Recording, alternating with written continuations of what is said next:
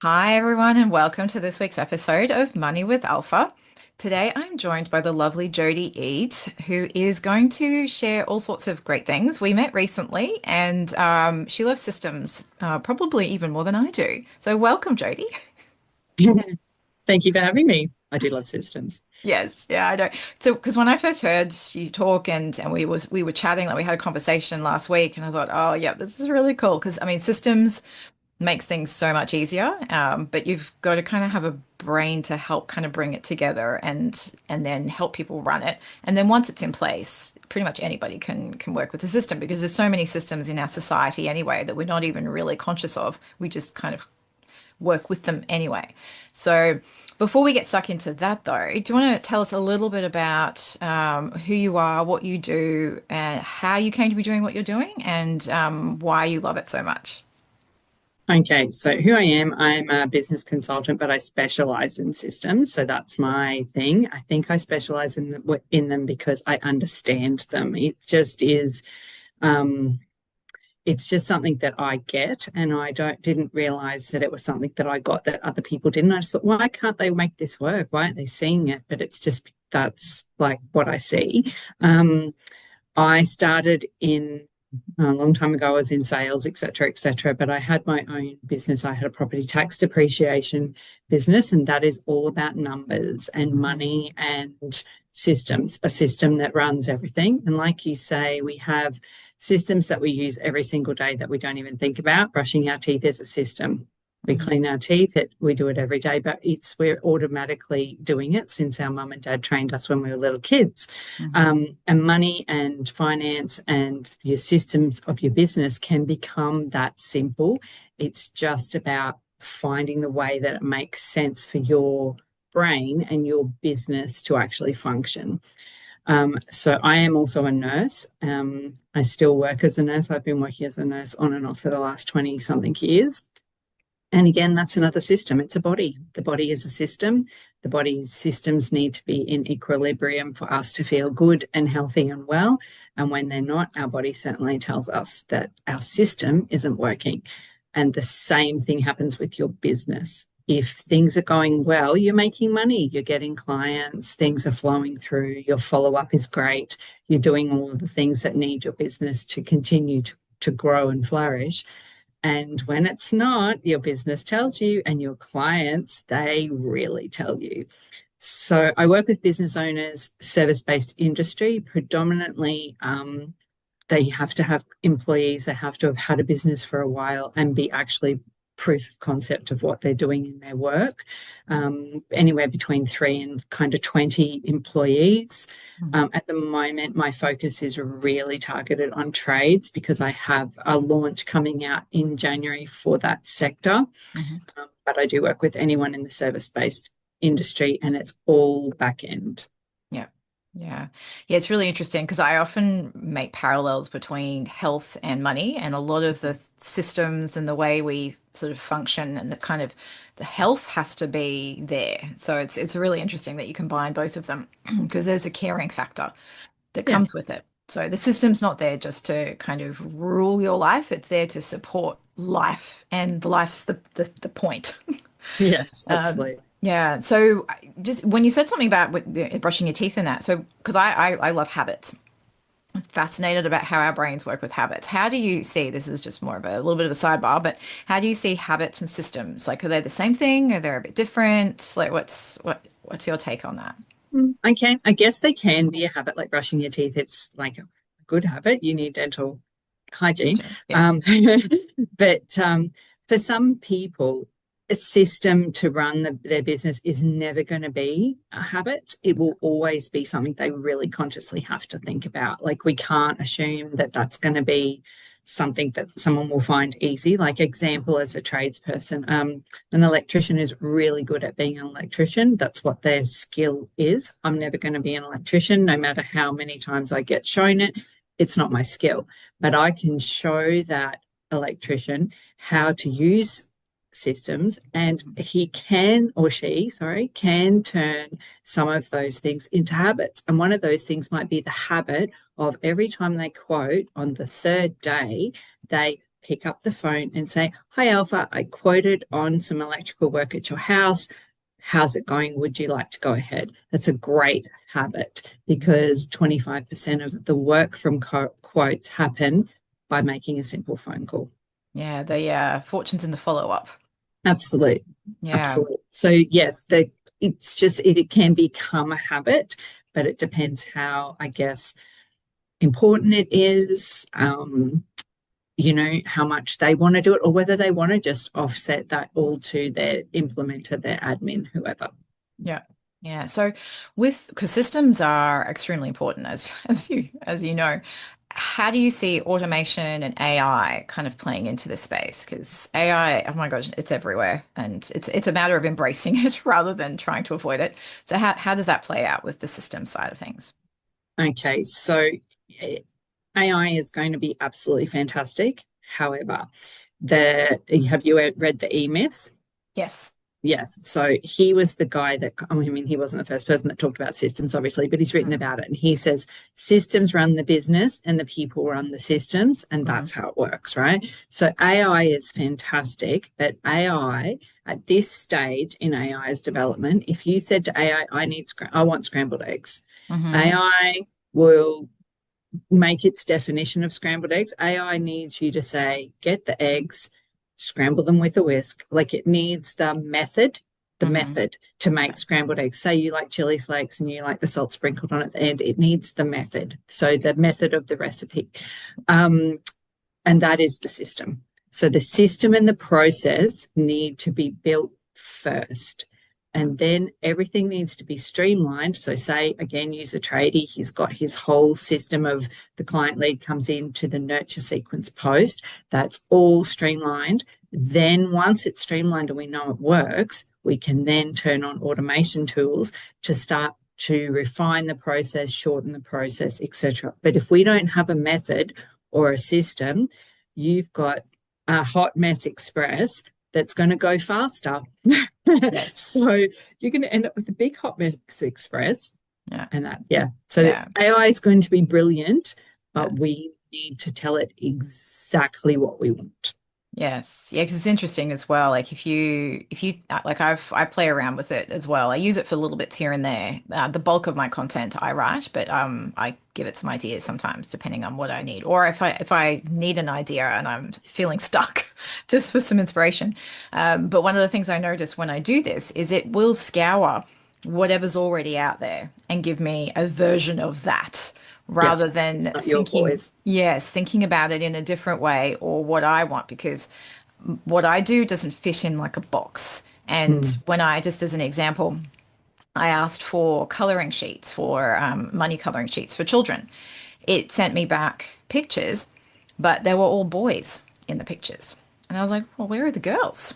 But it's scaring the internet, seeing money attached mostly to men and males and coming back with that information. So it's really, really important, as you say, that we tell it like we are still the drivers of this. Absolutely. And even though it's got the word intelligence in it, it is also artificial. It's Yes. still not the human intelligence. And I think that's also, there was a post I read this morning on LinkedIn actually, where someone was going, oh, well, I'm seeing a lot of posts on here that you can tell AI has written it. I joined this platform to gain knowledge and learn from other people, not from AI bots. I mean, that's a paraphrase, but it's essentially what she was saying. And this is where you can have the systems around it. You can even have automations to schedule things. Mm. The scheduling part is great because then you don't have to like be sitting there hitting post and doing the same thing every single day. But the system that goes into it, the human has created. So love Absolutely. that. And if you go too fast and you get AI on board with doing certain things and you already didn't understand the system that you had, and then Yeah. there's a problem, you've got no way of working out where it is and how to fix it because you didn't know what you had in the first place. Yes. Yeah, that's really important too. And so, how does strategy then? Because there's a lot of words you're using there. I was like, I think there's a lot of strategy behind this. I mean, there's tra tactics and plan, but ultimately you have to have that bigger picture first. Is Mm. that, yeah? For AI or Or for for this? just for systems in general? Yeah, so I call it playbook. Like Yes. some people, out there, people are throwing around lots of kind of things, but I just call it a playbook. And basically, how it works for me is it's actually, again, I'm going to use a health analogy. It comes back to the same principle that as a nurse, when I Mm, come in and see a patient in a room and I might say, oh, Mrs. Jones, how are you feeling? She says, oh, I feel a bit sick. You go, okay. So we're assessing how Mrs. Jones is. Then we say, oh, well, what have you tried? She says, I can't drink much. Okay, well, how about I get you something to help you not feel sick? Or hmm. what have you eaten something? What it is. So we're assessing. Yeah. Then she agrees, we make a plan, we put some things in place. We might get some medication or some peppermint water or whatever we try. We implement it and then we evaluate. I come back in half an hour and go, how are you now, Mrs. Jones? Has your nausea settled? Is it got worse? And so that cycle, that five Mm, kind of step cycle, yeah. that's the strategy. And I apply that to people's businesses. So what's working? Hmm. Where are you? Where do you want to be? What's working? What isn't? What have you tried? This is what we're going to try. All right, we're agreeing we're going to try this. We're going to work on it. We work on it together. It worked, great, that's our evaluation, or it didn't work, or look at this result, we could get a better result, and we keep tweaking it. And so that is cyclical. It never kind of ends. We are, because that's business growth. Iterative. Oh my goodness. And when so many times I hear people say, stop throwing spaghetti at the wall. I was like, You whether it's have to. spaghetti or not, you kind of have to. You Yeah, don't you know have to try what's, some stuff. yeah, you No got to one try that. is got the same exact business as you. Yes, there's people out there doing similar things, but Mm, what works for me and another business coach, it's going to be different because I'm me. So, yes. Yeah. Yeah. No, no, it's always an interesting thing when you see how that sort of goes. Now I had a question in my head as you were talking and I should have written it down. So in terms of like, oh, that's what I was going to ask you. So what do you see as the main resistance that people have around setting up a system? um, I people see are you're the smiling. people are the bottleneck. Honestly, Yeah. they are the bottleneck of their business, and the biggest resistance is I don't have enough time. Hmm. It's going to cost me a lot of money. Yeah. I'm going to have to do more work, and I'm already like absolutely flat strap on what I'm doing, and I do it better than everyone else anyway. And so, if I had to stop and tell him every time that I needed him to do a thing, well, how about we write a standard operating procedure? Yeah. Oh, yeah, but that'll take time. Yes, but if you and I sit down over a coffee and you tell me all the steps that are needed to do that to that, it'll Mm. take 10 minutes. It's done. I put that somewhere so your staff can access it. And guess what? You don't have to have that conversation anymore. Yeah. Oh, really? Is that simple? Yep, Yeah. actually it is. So the business owner often the biggest bottleneck. Yeah.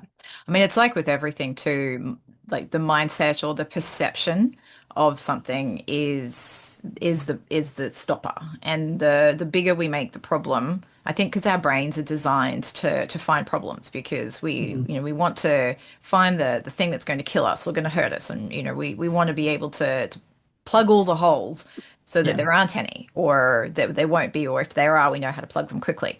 So we kind of invent all these problems that are actually not getting in our way. And that's where I see in the money space a lot.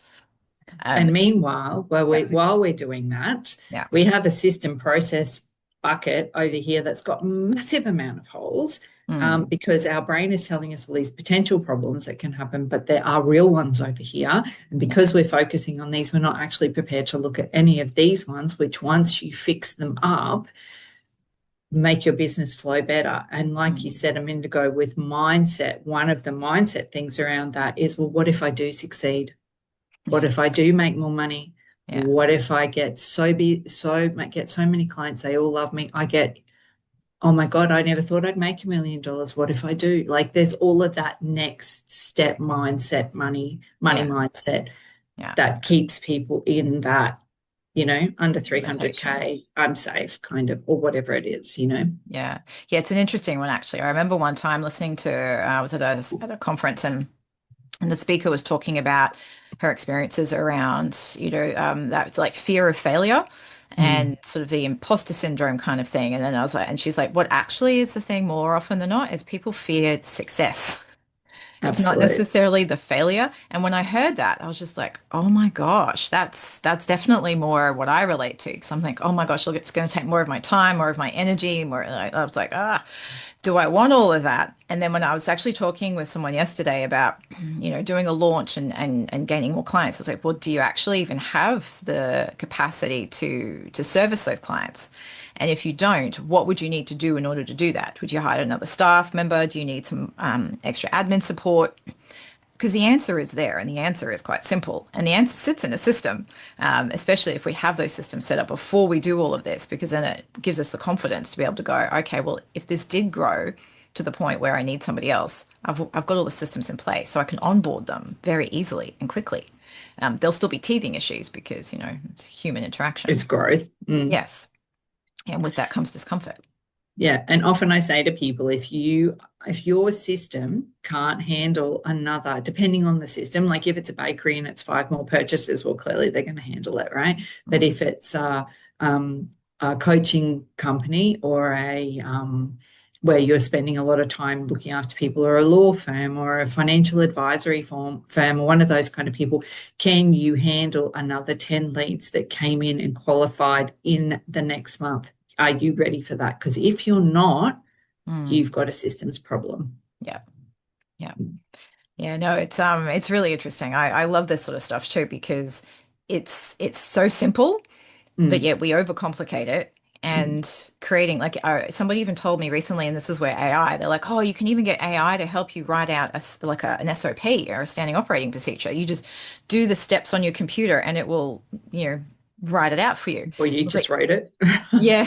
Well, I was just like, yes, but then the stuff that's in your head that's going on at the same time. So I think it's easier because I'm going through the process at the moment of building a software. So I'm having to get really clear about all of the steps. So I've done videos, I've had to write stuff down. I've been literally just did another flow chart the other day to try and explain to the developer how it's all meant to link together. And I was just like, I just realized how complex this is now that I have to write it down. But I'm on the journey, and it'll then end up being something that is very replicatable and scalable. So putting in the work, it's taking me like a year to get this thing developed. But it'll be worth it in the end. So Yeah, absolute. yeah. So where do you specifically like, because obviously my main area of interest is the money side. Do you see like from a systems processes mindset, all of that with the clients that you work with, what do you see coming up regularly in the money space? Well, the three things that they all say, very like clockwork, Yeah, is I need more clients, yeah, I need more money, yeah. and I need to free up my time. And those first two are money, like they're Mm, money. And so their thought process, and these are people that are often overwhelmed already. I yeah. just don't have the time to do any more things. This is where it's at. So Mm, I very much see money slash leads is the thing that is driving these people. And often the money is not quantified into profit. That's the other side I see, is that they're just seeing it as cash. And then they talk about, using a tradie as an example again, I'm going to buy another truck. It's like, okay, but how are you going to buy that truck? Oh, well, I thought I've got money in the bank. Well, why would you use your cash flow? Because you need cash to pay your staff. So if you've got a team, obviously my guys have teams, you need to pay them. So think about ways that are going to be more efficient for you monetarily yeah, to use your cash flow. So they're conversations that I have often, and it's I then send them to talk to somebody else because it's not my zone of genius at all, but I know enough about it to yeah, say, you can get a delay on your baths. You can use these things that are going to float you for another 6 months while we do some stuff to really tighten things in your systems and processes to get you more cash flow. yeah. So yeah, there's ways, but money is kind of the big two of the three. Yes, yeah. And do you ever see, because I'm always keenly interested in the personal side of their finances as well as business owners. Does any of that stuff come up when you're building their business systems? because obviously if they have a lack of systems in their business, it's pretty likely they've got a lack of systems in their personal life as well. Mm. Do you see like the stress kind of coming through from other th parts of their life, not just their business life? Yeah, definitely. A lot of people try to get their partner on board in working with them. So that's a Mm, common one, to mhm. save money. Right. Or maybe they've got small children, and so it's sold to I've got this business, you can be my admin. Then you get Hmm. to be at home with the kids. That has its own circle dynamic because, Yeah. like, hey, she's already working full time. But anyway, whatever. Yeah. Yes, but their personal finance stuff, it's like you actually can't draw money out of that account if you're a company. Mm, And you can't do certain things if you're a sole trader. Um, yeah. but again, that's like not my zone of genius, but it comes up because we are having those conversations. So Mm, as I was saying before, there's like 5 steps to what I do, but I run people through. It takes 6 months to do what I do because the first 3 months are really, really specifically targeted to where are you? Where do you want to be? What's the gap? And let's work on the systems and processes. And mm, in that, we talk about finance. And I say things, do you have an accountant? Do you have a bookkeeper? Who's doing your payroll? Does your program speak to Zero? mm. When you're out for coffee, are you sending a photo of it to your Zero? Like that kind of, yeah, we have those. I only target the simple stuff Yeah. because it's not my zone, but I make sure they're linked to people. Mm. Yes. Well, and this is exactly it. It's about having a team. Yes. So it's always interesting to me when people kind of want to make their accountant and or their bookkeeper like the one person for their business in the money space. It's like, yeah, they're only going to be able to help you with certain things, and you want to be compliant with all the things you need to be. That's generally Mm. where the accountant will play. If they can help you with a bit of that business strategy, like the money side, then that's great. But then you also need to make sure you're in the right structure, both from a tax perspective and a liability perspective, which is where a lawyer comes in. Then your bookkeeper will help you with the day-to-day management. They need some help with business strategy, systems, coaching. Like there's so many different areas. And I think that's where people get overwhelmed and they're just like, you know what, I'm just gonna like step away from it or ignore it completely because it's Yeah. too much. And I don't even know who I'm supposed to ask to do what. Because some people will say, oh, I do it all. And I was like, nobody does it all. No one can do it all. No. I have this conversation with accountants all the time. And they go, "Oh no, we've got you that covered." I mean, no, you Yeah. haven't. You're Yeah. dealing with the history and the future. Mm, Nothing, not the middle bit. That's me. The yeah. history and the future. Um, yeah. And I think, like you mentioned, and then the first thing that they do when they go, I can't deal with this, being the Mm, business owner, they go, okay, well, what's going to really fix this really quickly is mm, I will get SEO and I will spend an advertising and on yeah. social media, I'll put some Facebook ads up and I'll do some marketing. Mm, And that's 100K, yeah. depending on what your business is, Mm, but you don't have the systems and processes to cope with what's coming. Okay, we'll see how this goes. yes. But those are systems too, but Yeah. they're systems that are done for them. And Yes. so they are attracted to that because they don't actually have to do anything. Whereas Mm, what they do with me, even if I do have a done for you package, but I still need to ask them lots of things. I you need still their need a lot brain. of data. Yeah. Yeah. And then my people implement, but yeah, the SEO is like, let me access your website. Oh yeah, you're getting more clicks. It's great. That's $3,000. Thanks. Yeah. Mm, Yeah, and it's immediate as well to a certain degree. I mean, SEO does take time and mm, ads to a certain extent as well. But yeah, it's interesting being on the business journey I've been on, and I've gone down that path where it's like ads, and I probably jumped into them definitely too soon rather than proving organic first. And then once you can build up that and you know that that's working. And then to be honest, I don't even need ads. So I was doing better with organic than ads, but you listen to all the stuff and you think, oh yeah, yeah, this is going to do it, and you're like, oh, and it's yeah, becomes an expensive lesson. But yeah, absolutely. yeah. Yeah. So in terms of if you're comfortable sharing a bit of like your own money journey, like how have Mm. you kind of worked on your like did you learn about money as a child? Like how did you get to the level of knowledge that you have now? I think it's a bit like relationships in that you watch your parents, like Hmm. everyone, your kids are watching, and you're either going to be exactly the same or Hmm. totally the opposite. And Yeah. my dad was not a risk taker. So if he didn't have the money in the bank, Yeah. he didn't buy it. They bought a block of land with the money in the bank, then they built a house on it with their own hands. They didn't get a builder. It wasn't approved, blah, blah, blah. We lived in the country. They could Hmm. get away with it back in the 70s, just giving Yeah. my age away. Yeah.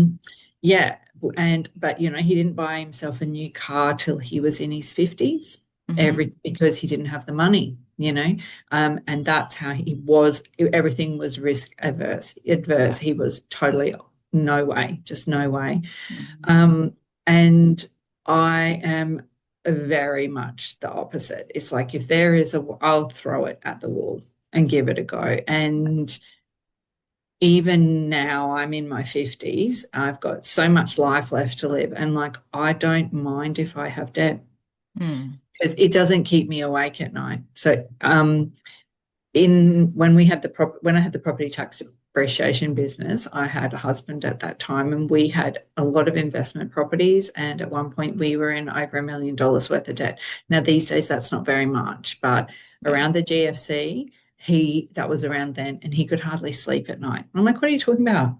And Mm. he just absolutely freaked out. I'm like, "Look, worst case scenario, we'll just sell two of the houses." Yeah. I was having great fun playing Monopoly with real houses. Yeah. Yeah.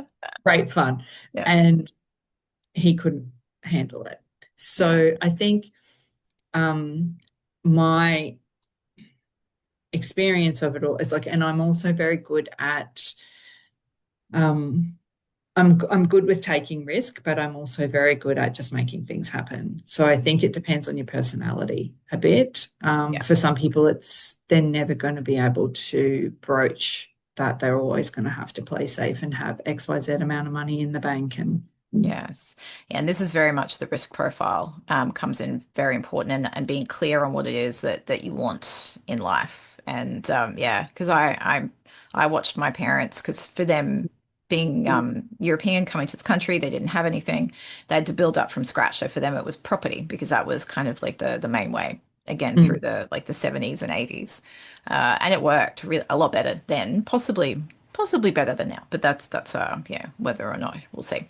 But yeah, but it was really interesting. But they never really had any actual money. They lived in my parents' case, it was the opposite. They lived on debt. okay. Everything was debt. Credit card debt, like home loan debt, like everything was bought with debt. My dad earned quite well. He was a tradie, got paid in cash quite a lot, but then the cash came in and it went out just as easily.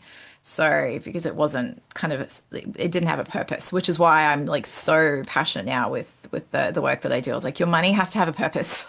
Otherwise, it comes in, it'll just go out again. You need to know what it's for, what you're doing with it. Like, be clear on that. And that links back to lifestyle. So do you, Absolutely. so when you're looking at the systems, does that obviously that's to help them in the present time, and it also it's a bigger strategy. Does it also help you with kind of like that building that future vision? Yeah, definitely. So, in that 6 month process, by the time we get to the 6 month process, the end of the 6 month process, we are having the conversation. And for some of my clients, they're obviously staying on because we've got everything tight and tidy, and now we're scaling. That was always the process we were going to. Some people want time to kind of go off and try to do some of the things on their own, but for the people that stay, it's okay. Now we want to scale. We Yeah. want to.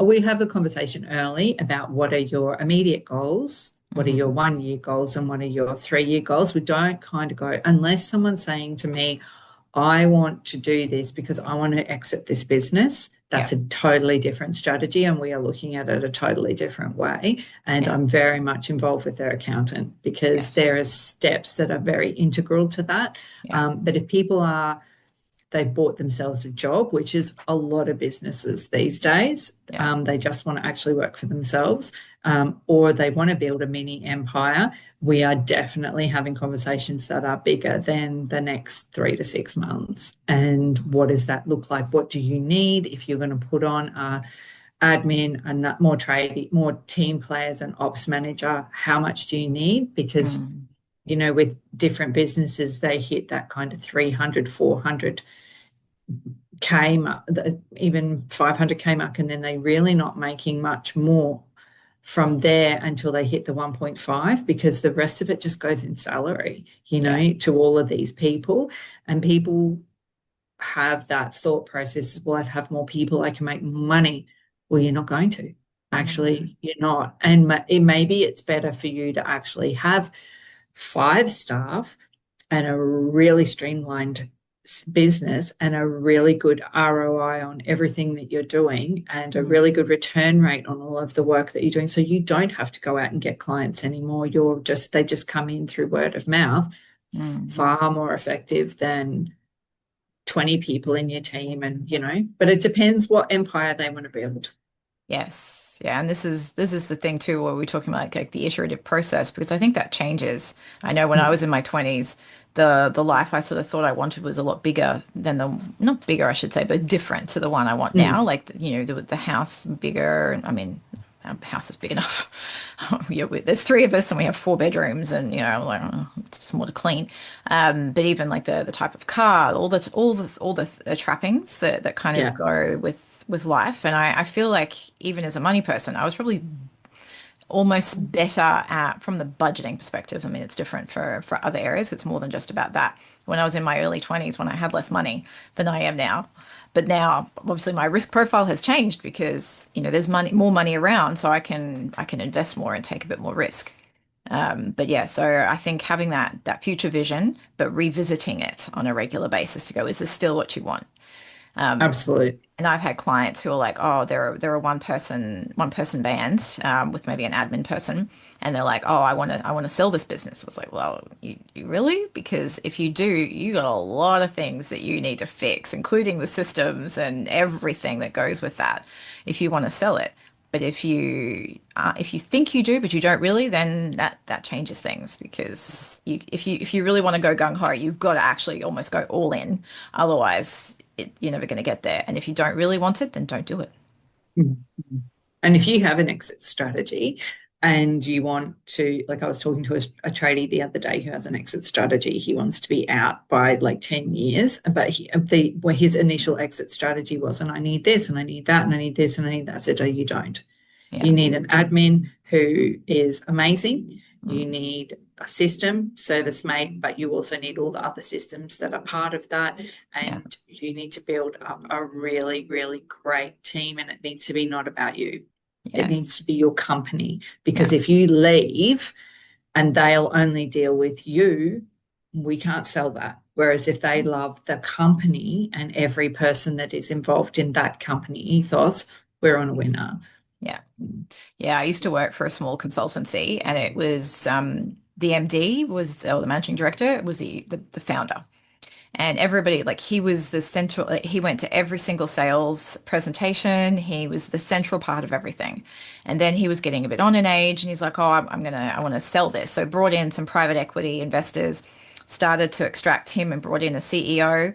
Everything just fell apart. I was like, Yeah. yeah, because he was the face of the business. It was Yeah. so, he had lots of staff. Like, there were, well, it was contractors mainly, but there was probably a team of between 20 and 50 people at any given Mm. time, because it flexed up and down depending on the work that was around. But yeah, and I saw that firsthand and went, okay, there's a big lesson there, is to not make that person like this. And he was the most passionate about it as well, because it was his baby. So when a CEO comes in, they're there, but they have a completely different energy. Yeah. It's not their baby. It's, yes, they have KPIs and whatever, but it's a different way of running it.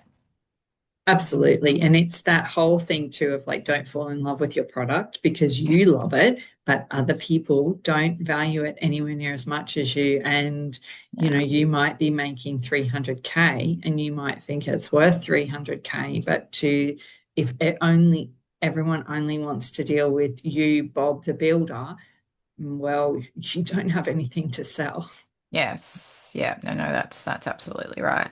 So what's I suppose you mentioned your 6 month program. So Mm. what would people do to sort of work with you, and how does that kind of what level of effort, I suppose, does it take to get themselves sorted?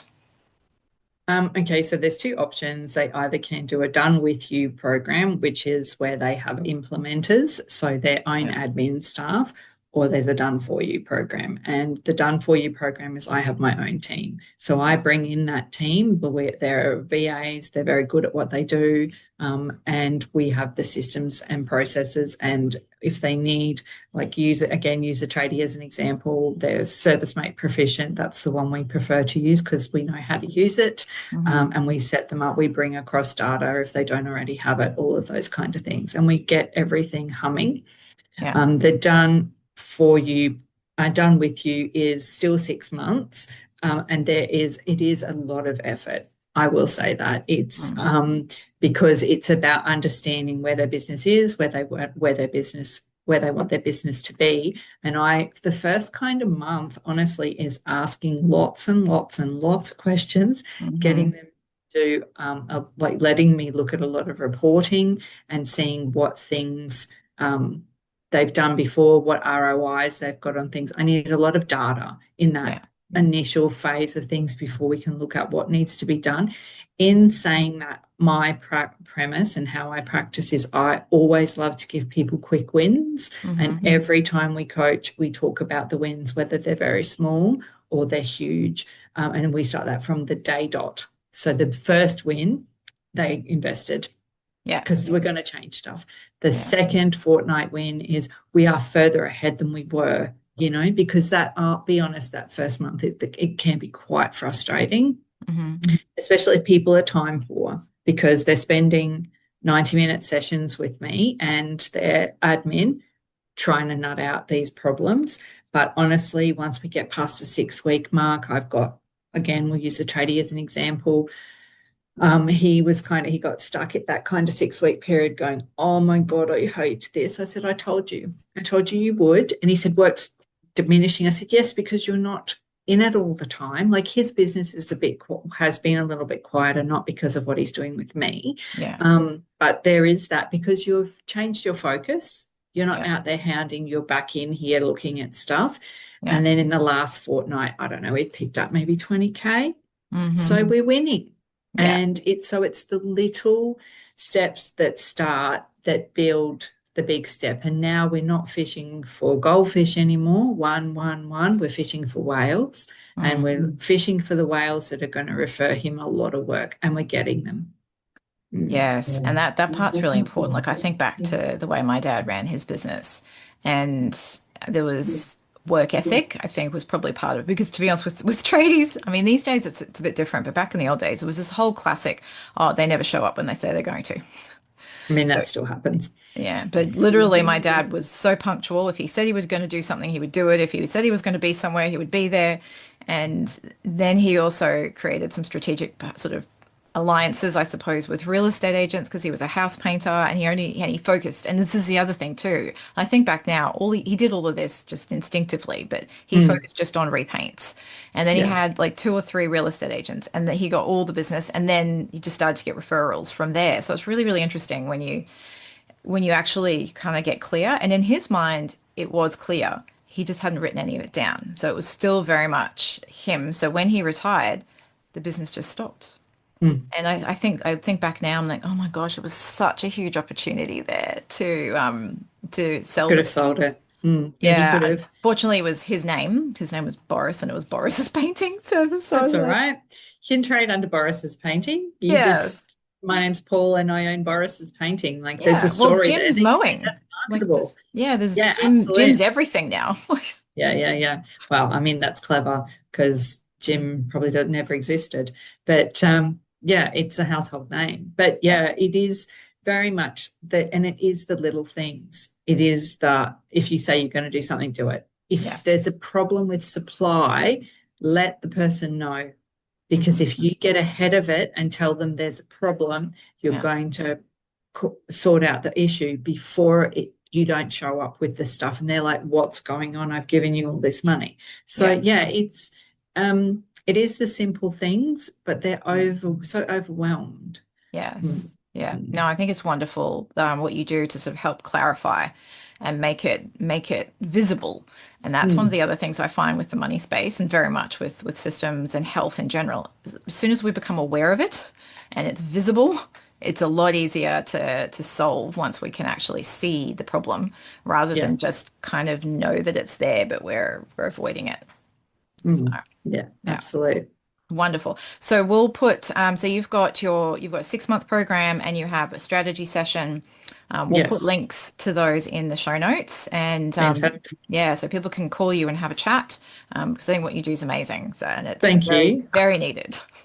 Yeah, thank you so much. Thanks for having me on the podcast. And yeah, there's the strategy call is free. They can just call up and chat about the business. And there's an opportunity for people who perhaps only want to solve one problem. So they've Yeah. got something that's just really, and they want 90 minutes. I do offer that. But my like the work is 6 months. Yeah. Yeah. No, I think most of us would need more than just one. But yes. Yeah. Well, yeah. Yeah, wonderful. Thank you again. And for everyone listening, I hope you got a lot out of that. You might need to listen to that again or take some notes, but there will be information in the show notes, so you don't have to take any of that part down. And enjoy your week, and I will catch you next week.